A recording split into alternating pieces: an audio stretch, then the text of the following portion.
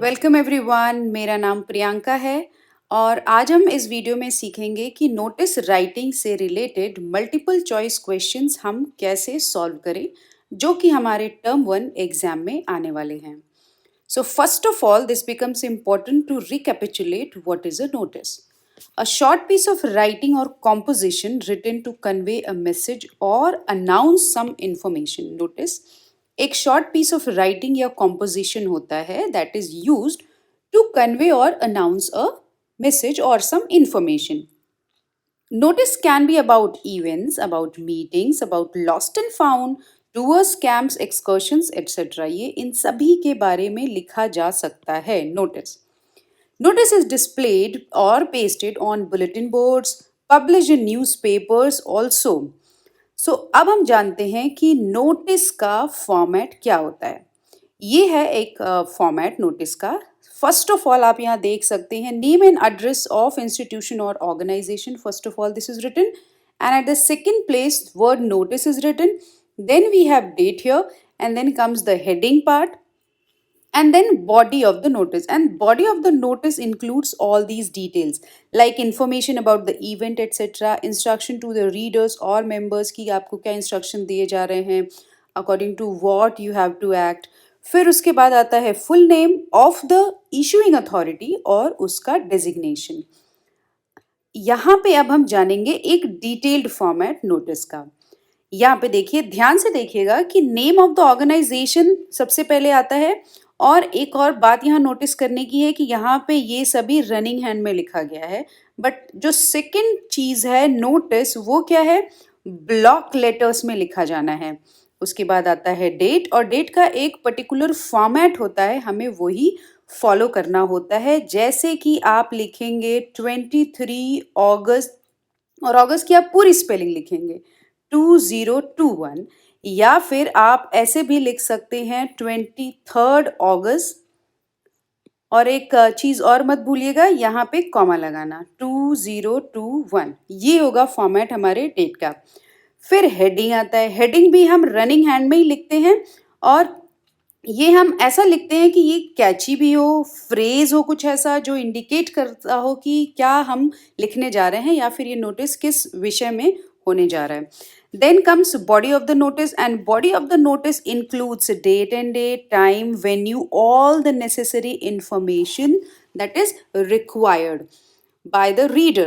Then after body is over, we reach to this part.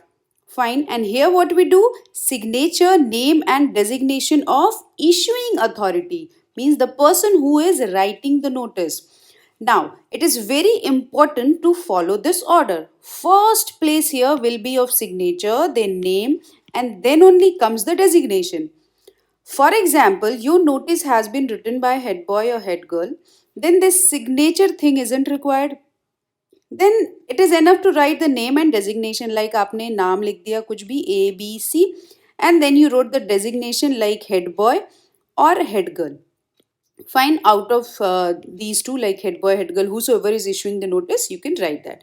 So this is the proper format of writing a notice. Now we'll move forward and we'll see what types of questions can be made from this thing called notice.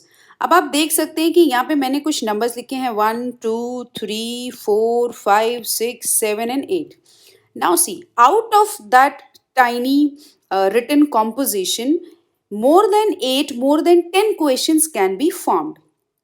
और अगर आपको format बहुत ही अच्छी तरीके से learn है, you know the format well, then you can answer all the questions given, whatever is given related to the notice.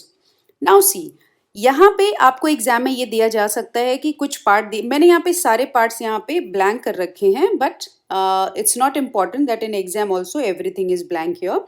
In exam, maybe some parts are given, maybe number 2 is given, maybe number 4 is given, number 5 भी दिया हो सकता है, 6, 7, 8 में से भी कुछ दिया हो सकता है, बट मैंने यहाँ सब ब्लैंक कर दिया है अच्छे से आपको एक्सप्लेन करने के लिए. Now comes number 1. What comes at the first place? ऐसा क्वेश्चन ये आ सकता है कि at question 1 या फिर at number 1 what will come out of these? Name of the institution, date, name of the issuing authority या फिर वर्ड नोटिस। तो अब हम वापस जाके देखते हैं हमारे फॉर्मेट में क्या था। फॉर्मेट में हमारे फर्स्ट प्लेस पे क्या था, name of the institution. Okay, इसका मतलब यहाँ पे क्या आएगा, name of the institution. Fine, name of institution यहाँ आ जाएगा। तो अब हम देखेंगे कि हमारे ऑप्शन में कौन से नंबर पे है ये नेम ऑफ द इंस्टीट्यूशन। तो कहाँ पे है ये, ए पे है, तो हमारा ए यहाँ करेक्ट हो जाता है। Fine, so A is correct है। Now we go to number 2। तो नंबर 2 पे क्या आता था, वर्ड नोटिस आता था, और that also all in block letter. अब यहाँ पे देखते हैं क्वेश्चन नंबर 2 में कहाँ पे है, A name of the institution, B date, C name of the issuing authority, D is correct here word notice. तो हम यहाँ लिख सकते हैं option D is correct. Now we reach to number 3। What was number 3, number 3 was date. Date यहाँ पे आती है, तो at what place date is given in question number 3, it's given at B. Fine. So what we get the answer here? Here option B.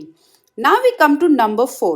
I know it was heading. Heading था या फिर title था हमारी notice का. Fine. Now we'll see at what number heading is given in question number 4. So you can see clearly it is A. So A is correct here. So we know that A option is correct here. Now we see number 5. Number 5 starts what? Body of the notice. So body generally notice की कैसे start होती है? ये start होती है this is to inform you that. This is to inform you that. इस तरह से बॉडी शुरू होती है जनरली। तो अगर इससे मिलता जुलता कोई भी टर्म हमें अपने ऑप्शन में मिल जाता है तो वो नंबर 5 का ऑप्शन हो जाएगा। तो अब हम फटाफट देखते हैं कि नंबर 5 में क्या क्या ऑप्शंस हैं। Name of the institution, signature ये भी नहीं आएगा, सिग्नेचर भी नहीं आता, name of the issuing authority ये भी नहीं आता है। डी क्या है, this is to inform you that. तो डी यहाँ पे नंबर 5 की जगह पे करेक्ट हो जाता है। तो यहाँ पे हमारा कौन सा ऑप्शन करेक्ट हुआ, D. Now we come to number 6, 7 and 8।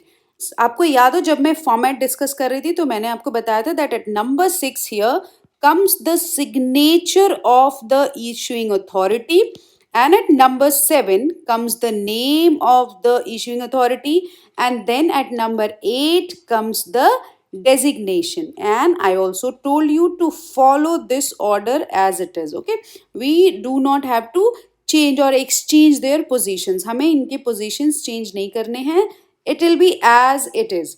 Now we'll see at number 6 we need signature. So what is the option here, at what place?